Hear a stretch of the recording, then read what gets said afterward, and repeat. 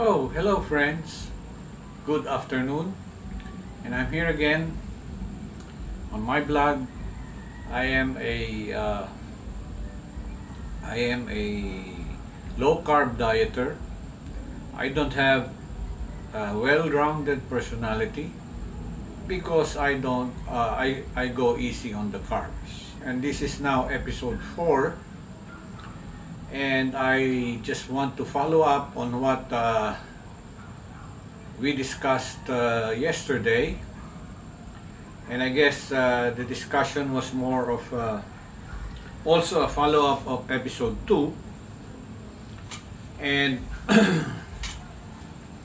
there are many things more that I want you to know, and that is, of course, the role of fatty acids in the promotion of good health. And I want to expound on that in this blog. So, yesterday I think I touched on somewhere in the video of yesterday. I think I mentioned something about the myths about oils and fats, and also I think I discussed a lot of things about the ruminant model, which basically focuses on circulating free fatty acids, or in the parlance of animal science, we call them volatile fatty acids. So let me just give you again my 10 cents worth of opinion, and this time I will not be talking much or referring to the research and studies of Dr. Lustig. I will be sharing with you the information that I got from another expert, and this expert is a well-known personality on YouTube, particularly on the role of fats, oils, and his name is Dr. I think Dr. Sten Ekberg. You can search the YouTube. He has a very good following, and he has a particular video that discusses the good oils and when these good oils turn bad. Now, I just want to add my 10 cents worth to the information that is available from his blog. And we start off with fatty acids that we have discussed so far, and the role that these fatty acids do with regards to human health. And I think I mentioned a lot about it already, even mentioning that there are omega-3 and omega-6 fatty acids,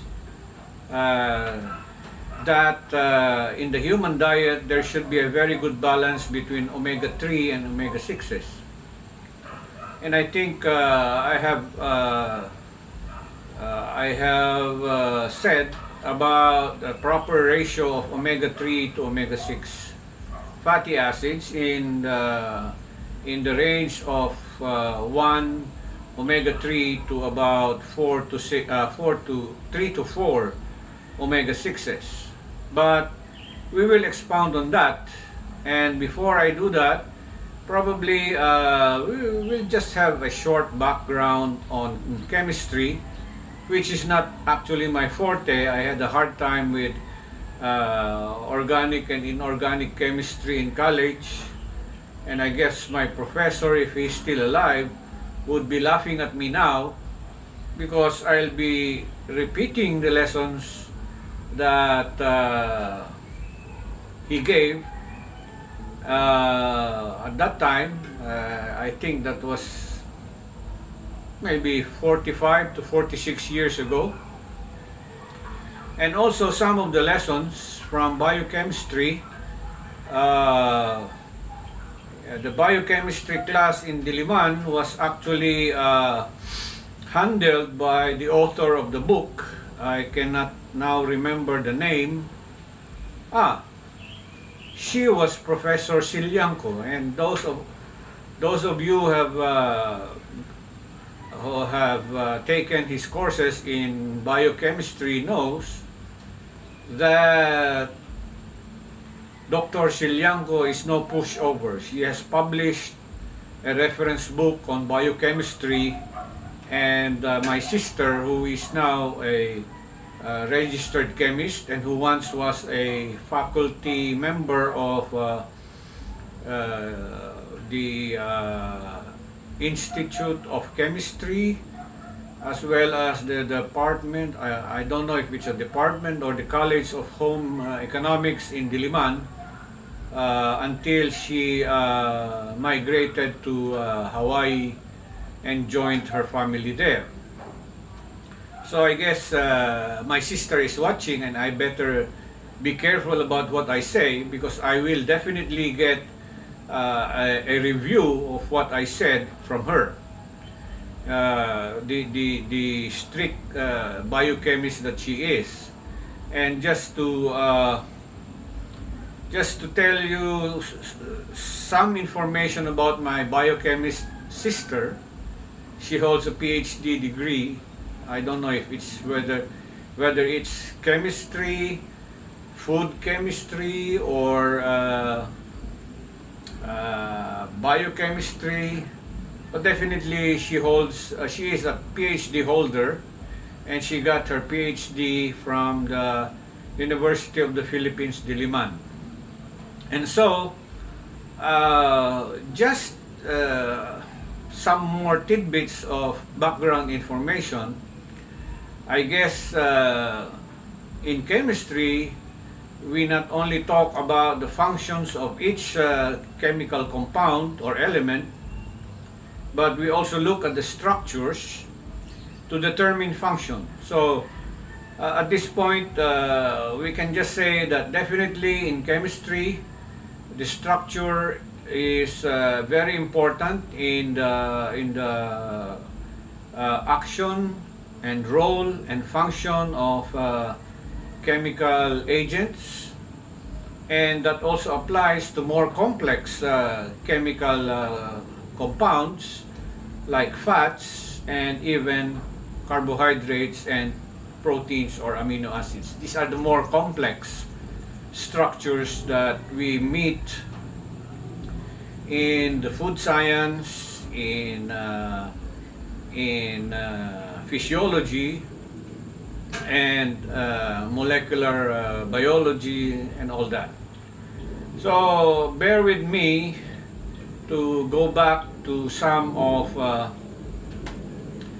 the background information that is needed just to set the tone of this episode in the continuing series of information about the principles of low carb diets, intermittent fasting regimens, and I hope I don't get a bad review from Dr. Josephine Grace Rojo Tan, whose expertise is biochemistry. So, Doc, please be very kind and very gentle with me with regards to this blog.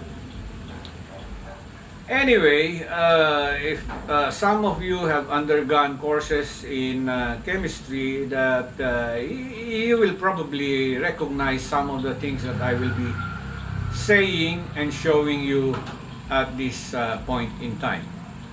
So, going back to the main topic, it's about fats, the roles of fats, but first we have to give a brief background, particularly on the structures. Probably we can be looking at molecular structures, and that will be correlated with function.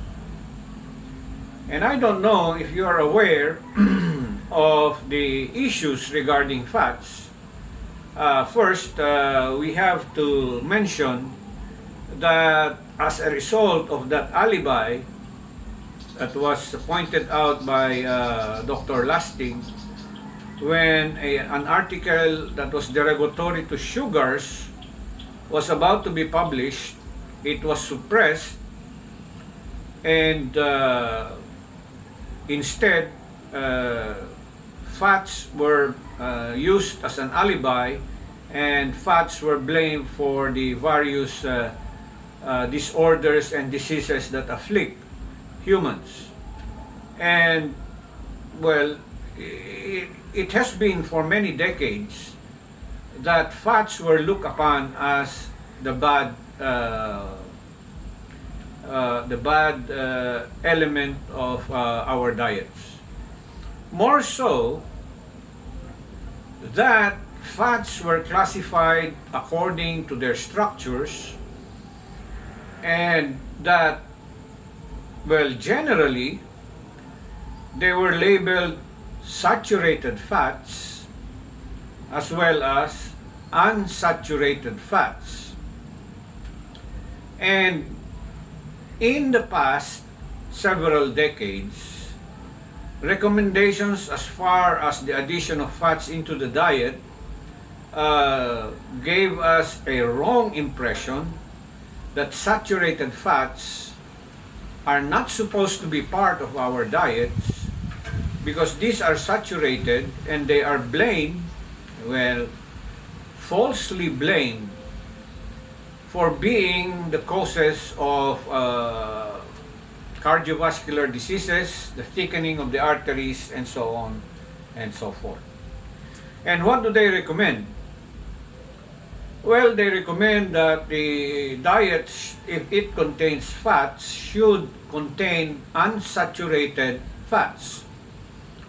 And we've heard of several labels made on these fats as healthy fats, because they contain, for example, not only unsaturated fats, but that they also contain omega-3, more of omega-3 and less of omega-6s. So let's tackle each one as we go along. Now, the next question is there a myth that should be debunked with regards to the usage of fats in our diets? And the answer is yes.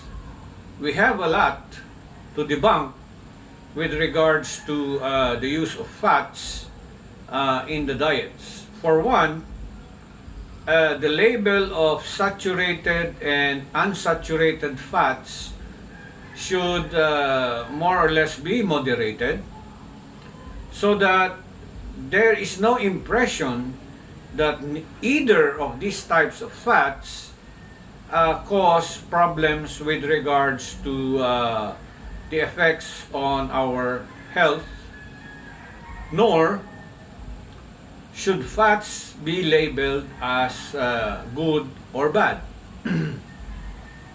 And here is the thing. I don't know if you have taken up chemistry courses that deal about the structures of chemicals. And at this point, I'd like to say that with regards to the chemical structure of some of these fats, probably you've come across the term cis, which is a type of structure where you have a double bond, mostly linked to two hydrogen ions. And there is also a structure which is called trans, which is probably the same, almost the same structure as the cis, but that the double bond is now different. And what is the difference? In the cis structure or formula, you have the attachment of hydrogen ions on the same side. Okay, I will show you a diagram later. While in the trans, the attachment or the bonding of hydrogen to that double bond is on opposite sides. Okay, So I have here a simple diagram. And here you see fatty acid. It's oleic acid. And oleic acid basically comes from olive oil, hence the term oleic. Okay? So on the upper portion, you see the cis form of oleic acid. And take note that you see here two hydrogen ions linked to that double bond on the chemical structure. And these hydrogen ions are connected to that double bond on the same side. Okay? Now, at the bottom, you see a similar structure with oleic acid, except that the bonding of hydrogen ions is on opposite sides. So take a look. At the upper one, you see that the hydrogen ions are on the same side. Here at the bottom, which is now called the trans, it's a trans fat, and probably you've heard of that term, trans fat. It's now called oleic acid because the structure has changed, and that the bonding here, the hydrogen ion that has bonded to that double bond here is on opposite sides. So that is a basic background information that you need to understand. So, what is the implication of this? Well, we go to the classification of oils and fats. And before, the myth about fats was slowly debunked. Again, we have, as I said, the label of good oil and bad oil, good fat and bad fat. And remember that in our daily diets, we make use of a lot of oils and fats. And sometimes we use them as is when we prepare salads of vegetables and even some fruits. And not to mention that in our daily cooking, we use a lot of oils for what? We deep fry, we saute, we also sometimes add oils to our grilled food like meats, fish, even some vegetables, to enhance the flavor and probably the appearance and texture of the food that we want to eat. For example, comparing a raw quarter of chicken to a deep fried quarter of chicken, well, to you, which is the more palatable one to eat? And definitely you will choose the deep fried one. In fact, in some culinary blogs, they say that anything deep fried is very good to eat. But I will tell you about the dangers of such. And with that background, again, I have to go back to that structural difference between cis and trans, referring to fats and oils. You probably heard of the recent action in Congress that now began to ban the use of trans fats.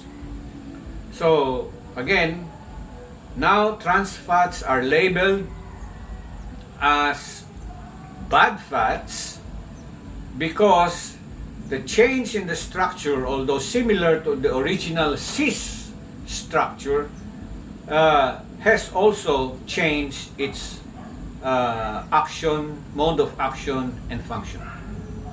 So, before, when you have to buy, let's say, classic example is cooking oil. You know, in the time that I was just a kid, we used to buy cooking oil in blocks. Okay? When I tell my students about this, oh, they just stare at me as if I was telling them a fairy tale. But that was how cooking oil was sold in the 60s and probably in the early 70s. I remember some of the brands then. The more popular brand would have been Purico, which came in boxes because the cooking oil was solid, and it was solid because it was composed largely of saturated fats coming from coconut oil. Now, with the advent of processing, these saturated oils began to take a new form, and that this new form allowed these cooking oils, for example, to be presented in liquid form. Okay? Liquid in the sense that even under room temperature, the cooking oil is liquid, as you see now. In fact, there is a very good test that will help you determine if the cooking oil is really processed by placing it inside the ref for several minutes and see if it remains liquid or that it has become solid. Okay? And I guess you will be trying that now, but do it later. So, what is the relationship with the low carb diet and the type of fats or oils that we need to use to get the maximum benefit? And here it is. So, as before, saturated fats were labeled as the bad fats because they say that it clogs the arteries and it is the leading cause of cardiovascular diseases. And the recommendation was that you have to use more of the unsaturated fats, particularly the polyunsaturated fats and the monounsaturated fats. This we call the PUFA and the MUFA, and less of the saturated fats like lightly processed coconut oil. Now, the problem is that in most cases, fats of animal origin come in the saturated form. And I'm referring to butters, okay, lard or tallow. Well, lard basically comes from the fat of the pig. It is rendered into a type of oil which is oftentimes used in cooking. Tallow is basically the fat that you get after the slaughtering and fabrication of beef. So these are basically three types of fats that we probably see every day. What I need to tell you is that about animal fats that are largely saturated, when that alibi was issued out, most of these types of fats were removed from the recommended healthy diets of humans. So that the outcome was that, for example, for butter, they said that butter is no good, and they came up with margarine, oleomargarine, wherein the fat comes from processed vegetable oils. And take note of the term processed.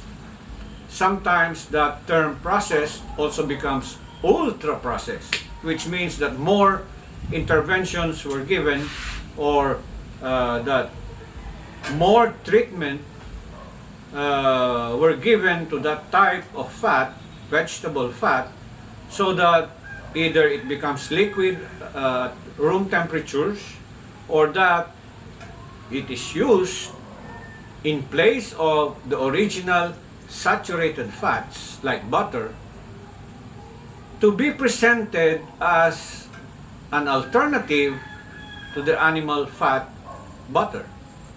Okay? And it became a fad for so long. I don't know, maybe 4, 5, 6 decades.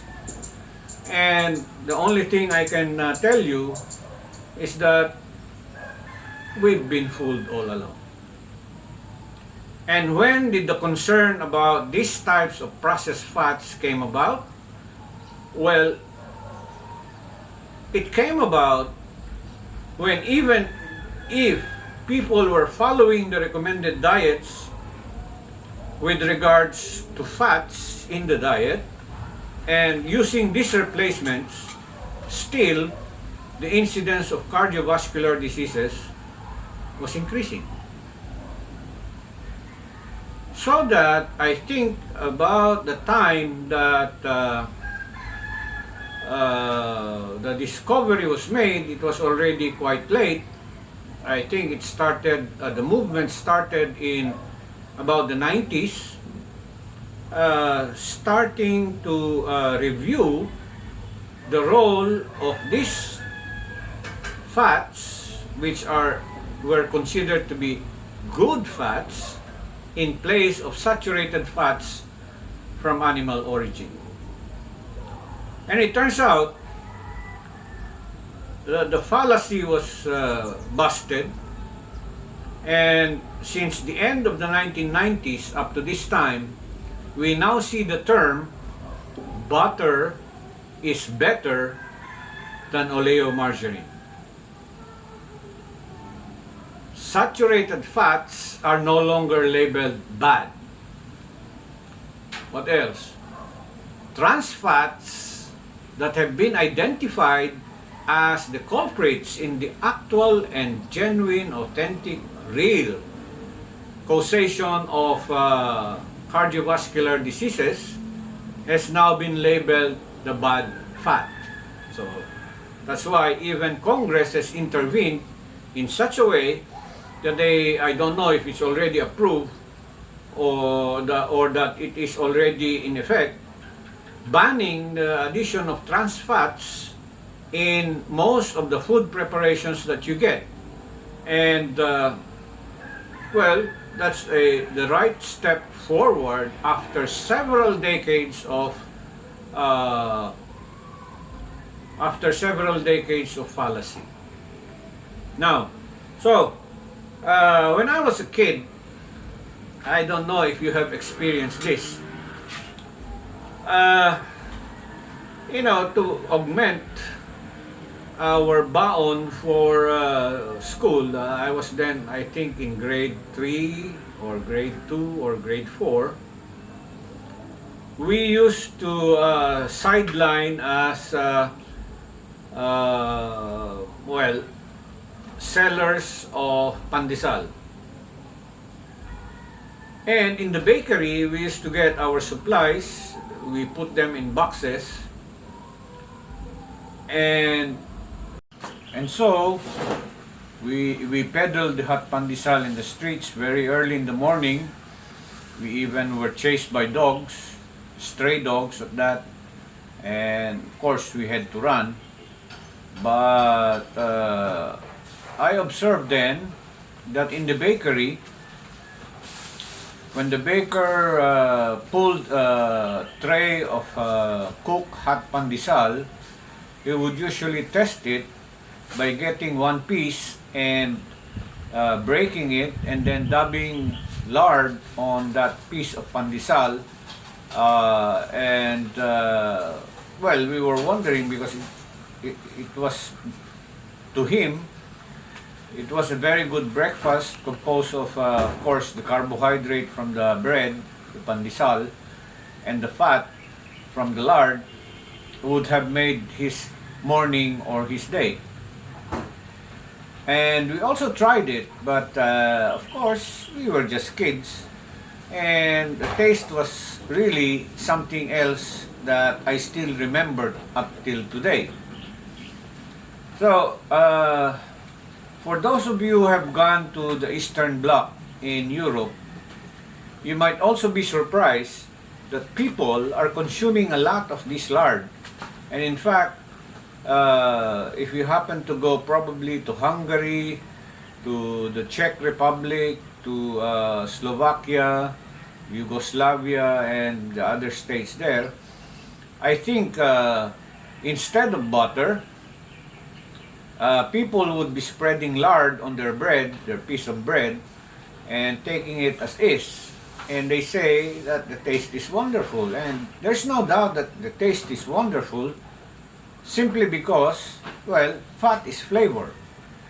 And I don't blame those who love bacon so much. Bacon would not be bacon if you remove the fat. And that's where the flavor is as well. So anyway, what I'm practically saying is this, that even with the shift from animal fat to vegetable fat, processed at that, happened in the last several decades before the myth was slowly debunked. Saturated fats or animal fats were still being consumed. And if you look at that part of history, probably for those of us who have followed the new diet, which dictated that saturated fats, especially of animal origin, are not healthy, and that it would be better for us to eat or have in our diets the unsaturated fats that are mostly coming from plant sources or of vegetable origin. And so, now that we know that we have been doing it the wrong way for several decades, now that we know, of course, we are slowly shifting back to what was originally and probably ancestrally the practice of ancient to modern humanity, in the addition of fats in their diet. Now, a very special case occurs in the Inuits of Alaska, in that to prepare for the winter, they eat blubber. And what is blubber is basically the fat covering of most whales to protect them from the frigid waters of the Arctic and the Antarctic Ocean. It has been found and proven that Inuits don't really suffer much from cardiovascular diseases, despite the fact that they have a very significant large consumption of blubber or animal fat. And why is that so? Well, if you take a look at the diet of the Inuit, it is basically coming from a lot of seafood, particularly whales. And the blubber is not thrown away, rather it is eaten, even eaten raw in some cases, or some are fermented for longer storage, especially during the frigid Arctic winters. And so, really, the fallacy has led us into a situation where the answer to the answer to alleviating the incidence of cardiovascular diseases has not been achieved. And so we're back. As I said earlier, now it is accepted that butter is better than oleomargarine. You can make use of lard and tallow. Before, if you ask me, so were these just thrown away, meaning tallow and lard? Of course not. Tallow basically is used in cosmetics, and it is the basic foundation of most of the soaps that you buy in the market. So the beauty of that is it comes from animal fat, and even soaps that are prepared from animal fat, I think, are better when it comes to the texture, the quality of the lather, when you make use of these soaps for your bathing or washing needs. Anyway, as far as the low carb diet is concerned, it is an accepted fact right now that fats must be part of the low carb diet, and it is largely replacing, in addition of course to the other nutrients that are needed like proteins and amino acids, fiber, and some bioactive factors that you get either from meat or eggs or even vegetables and fruits. So I guess by now, if you are convinced of the low carb diet, and if you are convinced of the principles that I have presented, you can actually change your view of what is fat. Fat should not be feared. It should be welcomed. In fact, it has a lot of benefits that contributes to normal and healthy life. Now, I say that because we have not touched on a particular hormone that comes from fat cells, and this hormone is called leptin. Where in my case, when I was still studying for my PhD degree, leptin was a compound that was not well understood that yet. And the only information that we understood from leptins, or the role of leptins, is in reproduction. So, if I go back to the lessons I learned then about leptin,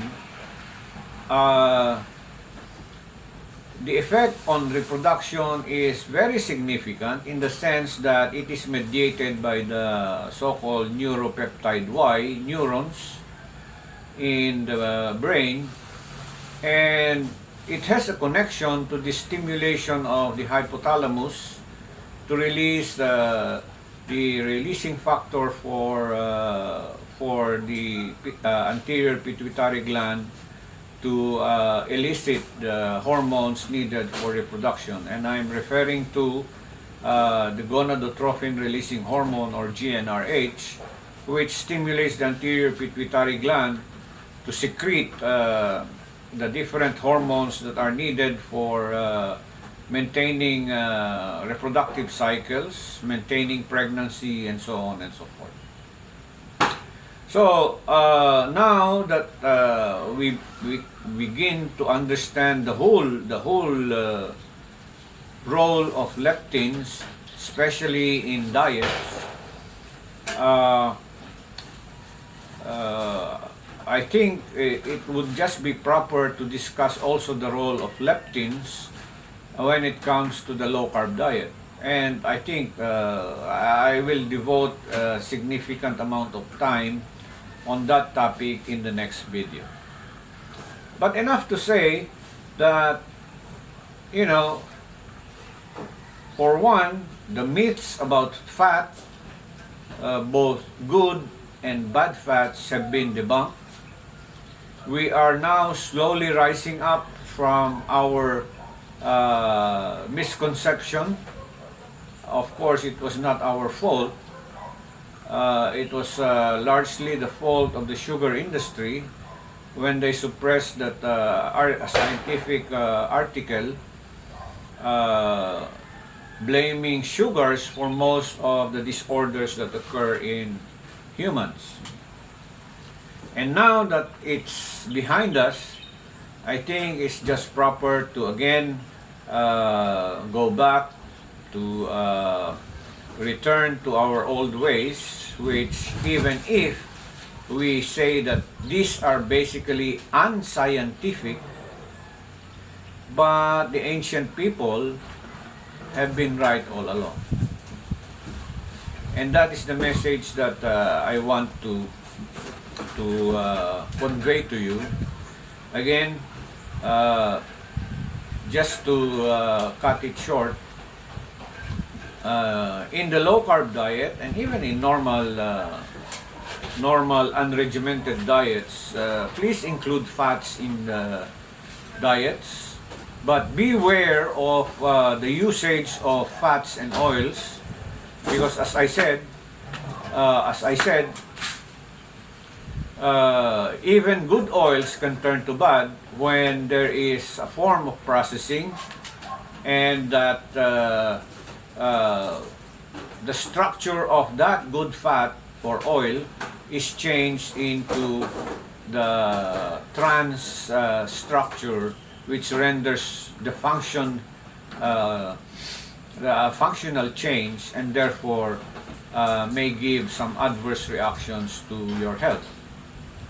So again, just to go back to the points that I raised today, let me just say that, well, for now, do not be afraid of whether the classification of fats is either saturated or unsaturated. That's one. And second, do not be afraid of animal fats. They are a very good source of nutrition, not only for maintaining energy requirements for your daily lives, but also in some other functions like reproduction, and that also includes mental health. Now, probably in the next video, I will follow this episode with a discussion on the role of fatty acids in the maintenance of mental health. And at this point, I'd like to say that we probably will be talking about ALA, EPA, and DHA. And I think those of you who are really into healthy practices and healthy diets and healthy supplementation, you've heard of this. Because most of the supplements that you get will probably contain that label, rich in ALA, rich in DHA, or rich in EPA. So what is the connection between the presence of these fatty acids or fatty acid compounds in relation to mental health? And I will do my research on that and then convey to you the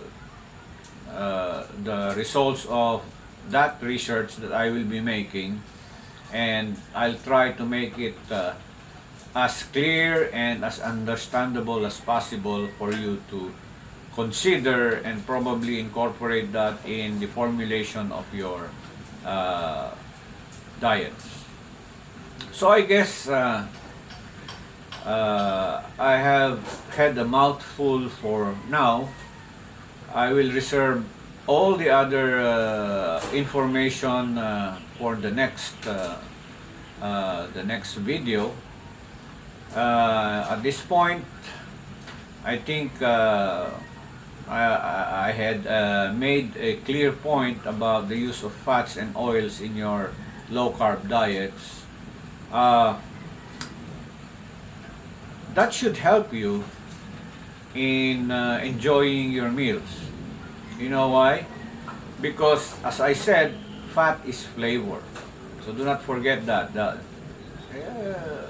The joy of eating comes in the enjoyment of the food, the appearance, the presentation, the texture, the taste, and that particular stimulus to your brain that what you are taking in or eating is making you happy. Of course, one of the oldest stimuli to diets, appetites, and meals was the smell of carbohydrates being browned or heated to a degree that the Maillard reaction appears. And this is basically what entices you to eat, let's say, a freshly baked bread or a freshly grilled meat or a freshly grilled or cooked vegetable or even fruits. And so that's it. And I end it here, and I hope to see you again next vlog or video. And at this point, I'd like to say thank you for watching. I also thank the people who have supported me in my channel by viewing the videos that I posted so far. There is one introduction and 3 episodes. This is the 4th. I thank all the people who gave their likes, who shared the videos,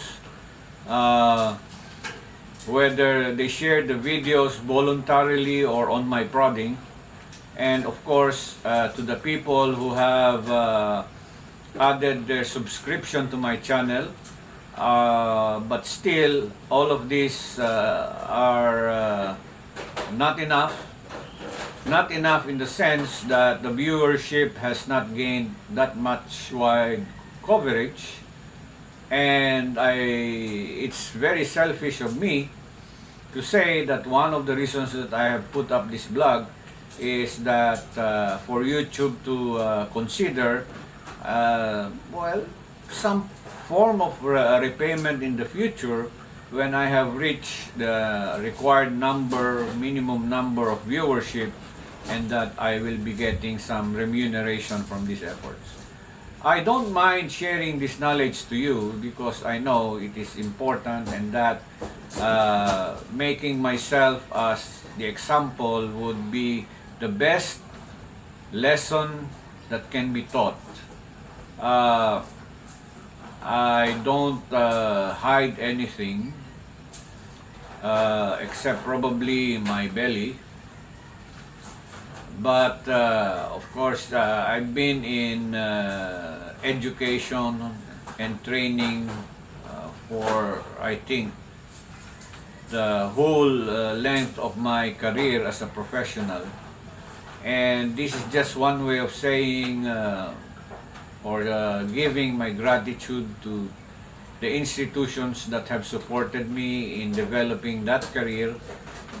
And of course, it's also one way of giving thanks to our Creator for all of the blessings that He has given me, my family, my friends, and even my enemies, to live lives that are comfortable, healthy, and normal.